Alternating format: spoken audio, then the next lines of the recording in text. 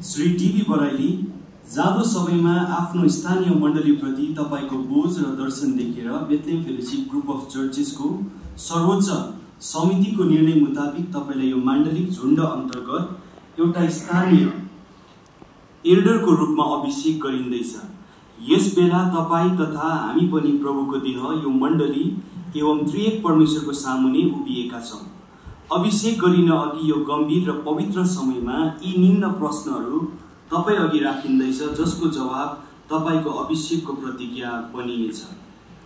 के तपाईले जुन स्थानीय मण्डलीको एल्डरको पदमा आज अभिषेक गरिँदैछ सो परमेश्वरको इच्छा मुताबिक नै भएको हो अनि यो तपाईको निम्ति परमेश्वरको बुलाहट र इच्छा हो भनी निश्चित हुनुहुन्छ?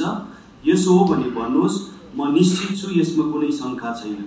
म निश्चित छु, यसमा कुनै शंका छैन। मण्डली यीशु ख्रीष्ट प्रभुको देह हो, जसको निम्ति उहाँले आफ्नो प्राण दिनुभयो। उहाँ मुख्य गोठालो हुनुहुन्छ र तपाई उहाँको अधीनमा एउटा साधारण गोठालो।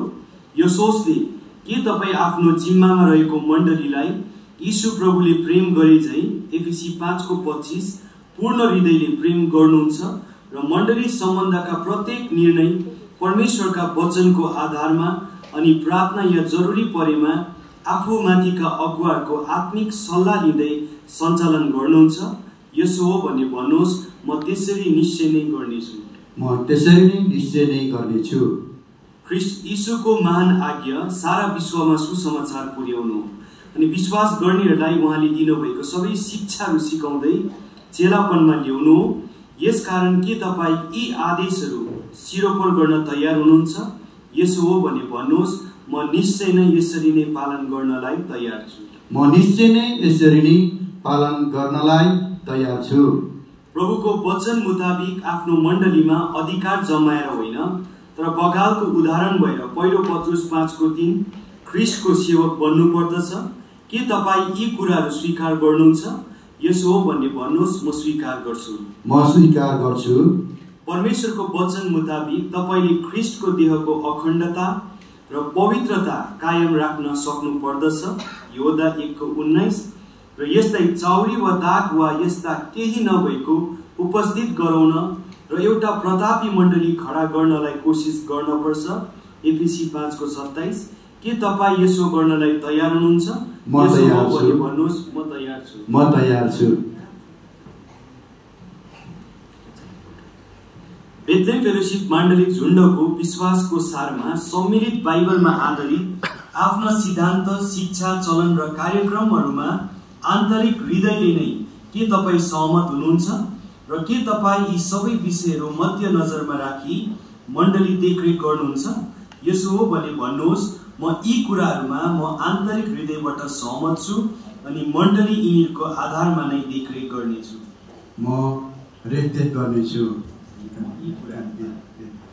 म यी कुराहरूमा म आन्तरिक हृदयबाट सहमत छु अनि मण्डली यिनीहरूको आधारमा नै रेखदेख गर्नेछु। योदा 1:18 अनुसार आखिरी बेलामा आफ्नो भक्तिहीन कुइच्छामा चल्ने र गिल्ला गर्ने हुनेछन्।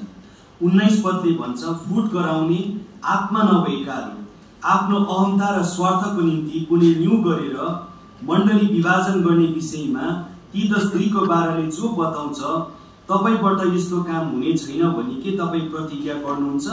यसो हो भने भन्नुहोस्, यस्तो काम मबाट कहिले पनि हुने छैन।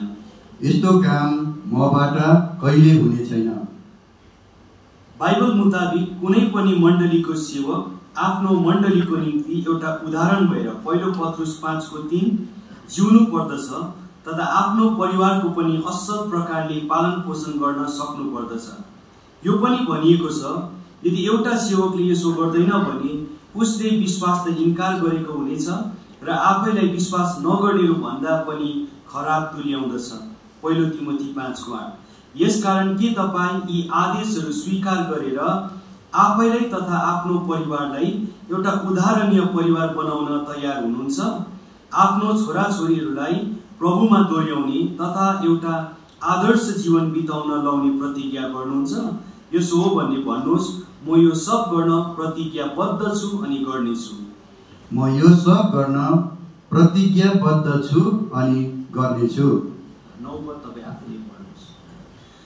म जान्दछु यी प्रतिज्ञाहरू जो मण्डलीको समक्ष अनि अन्त्य परमेश्वरको उपस्थितिमा गरिएको छ, यदि मैले यी प्रतिज्ञाहरू पूरा गरिन भने तथा पूरा गर्ने कोसिस गरिन भने मैले परमेश्वरको आशिष गुमाउने छु। म जान्दछु अनि विश्वास गर्दछु परमेश्वरले भन्नुभएको यो प्रतिज्ञामा अथवा मलाई आदर गर्नेहरूलाई म आदर गर्नेछु र मलाई तिरस्कार गर्नेहरू तुच्छ ठहरिनेछन्। 1 शमूएल 2:30। तपाईले परमेश्वर अनि मण्डलीको समक्षमा यी प्रतिज्ञा र स्वीकारहरूलाई ग्रहण गरौँ र यी पूरा गर्नलाई परमेश्वरले तपाईलाई आशिष दिउन्।